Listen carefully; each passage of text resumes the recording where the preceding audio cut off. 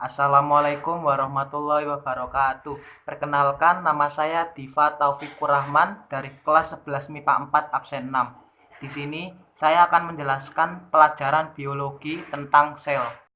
Pertama, komponen kimia sel. Komponen kimia sel terdiri dari air, protein, lemak, garam, karbohidrat, dan vitamin. Kedua, bentuk dan ukuran sel. Satuan ukuran untuk sel adalah mikrometer. Diameter sel adalah sekitar 5-500 mikrometer. Sel prokariota berdiameter 1-10 mikrometer. Sel eukariota berdiameter 10-100 mikrometer. Sel hewan terbesar adalah sel telur burung unta yang berdiameter 15 cm. Sel tumbuhan yang dapat dilihat tanpa mikroskop adalah serat kapas dan serat kapuk randu. Selanjutnya, anatomi umum sel. Pertama, membran sel. Membran sel tersusun atas lemak dan protein yang berfungsi untuk mengatur keluar masuknya zat-zat ke dalam sel. Dua, inti sel atau nukleus berfungsi untuk mengatur atau mengendalikan semua proses atau aktivitas yang terjadi di dalam sel. Bentuknya bervariasi antara lain bulat, oval, lonjong, atau gepeng. Yang ketiga, sitoplasma. Sitoplasma tersusun atas 85-95% air. Sitoplasma dibagi menjadi dua zona, yaitu endoplasma dan etoplasma. Endoplasma berisi organela sel dan badan inklusio terletak di sekeliling entrosom. Ektoplasma berbentuk jeli terletak di bawah membran plasma. Yang keempat, mitokondria berfungsi sebagai tempat respirasi sel untuk menghasilkan energi dalam bentuk ATP.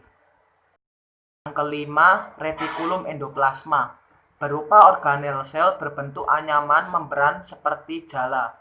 Ada dua jenis retikulum endoplasma, yaitu retikulum endoplasma kasar dan retikulum endoplasma halus. Retikulum endoplasma kasar berperan dalam sintesis protein, dan retikulum endoplasma halus berperan dalam sintesis dan transportasi glikogen dan lemak. 6. Ribosom merupakan organel terkecil yang berdiameter 20 mikrometer, memiliki dua subunit. Satu subunit lebih besar daripada subunit lainnya. Yang ketujuh, badan Golgi terdiri atas setumpuk kantong pipih yang dibatasi oleh membran. Fungsi badan Golgi untuk menyimpan hasil sekresi sel serta menyimpan protein dan lemak yang disintesis di dalam retikulum endoplasma. 8. Lisosom merupakan organel kecil berdiameter 0,25-0,75 mm yang dibungkus membran dan berisi enzim-enzim hidrolisis. Kesembilan, badan mikro. Badan mikro mirip dengan lisosom, yaitu sama-sama dikelilingi oleh membran tunggal dan sama-sama berisi enzim-enzim. Ada dua macam badan mikro, yaitu peroksisom dan glioksisom. Vakuola merupakan organel bermembran tunggal yang berisi cairan, terbentuk dari pelipatan dan penonjolan membran sel. Plastida. Ada beberapa macam plastida. Yang pertama, kloroplas, kromoplas, thioplas, rhodoplas, dan leukoplas. 11. Sentrosom dan sentriol berfungsi sebagai kutub-kutub pembelahan saat pembelahan sel. Terdiri atas dua sentriol yang terdapat di samping kiri dan kanan nukleus. Dinding sel adalah struktur terluar sel dan bukan merupakan organel. Berfungsi untuk melindungi dan menyokong atau memberi bentuk sel. Bahan penyusun dinding sel disekresi oleh diktiosom dan membran sel. Selanjutnya, transportasi zat melintasi membran.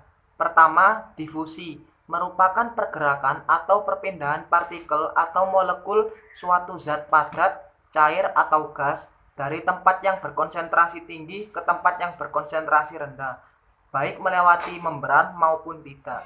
Difusi termasuk proses transportasi pasif karena tidak memerlukan energi. terjadinya difusi. Pertama, partikel atau molekulnya merupakan partikel atau molekul sederhana. Kedua, berukuran kecil. Ketiga, dapat larut dalam air.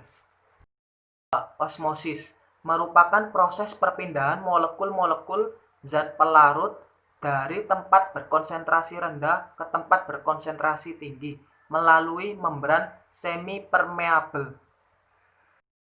3. Transport aktif atau pompa ATP merupakan perpindahan molekul-molekul zat melalui membran dengan menggunakan energi berupa ATP. Molekul-molekul tersebut bergerak melawan perbedaan konsentrasi. Selain memerlukan energi, transport aktif juga memerlukan molekul pembawa berupa protein membran. Bagian transport aktif. Pertama, dapat mengangkut molekul-molekul zat yang berukuran besar. Kedua, dapat mengangkut molekul-molekul zat melawan perbedaan konsentrasi. Ketiga, zat yang diangkut dapat ditimbun di dalam sel. 4. Endositosis dan eksositosis. Endositosis adalah pemasukan zat atau molekul dari luar sel ke dalam sel melalui pembungkusan oleh membran. Eksositosis adalah kebalikan dari endositosis, merupakan pengeluaran partikel. Sekian penjelasan dari saya mengenai sel. Wassalamualaikum warahmatullahi wabarakatuh.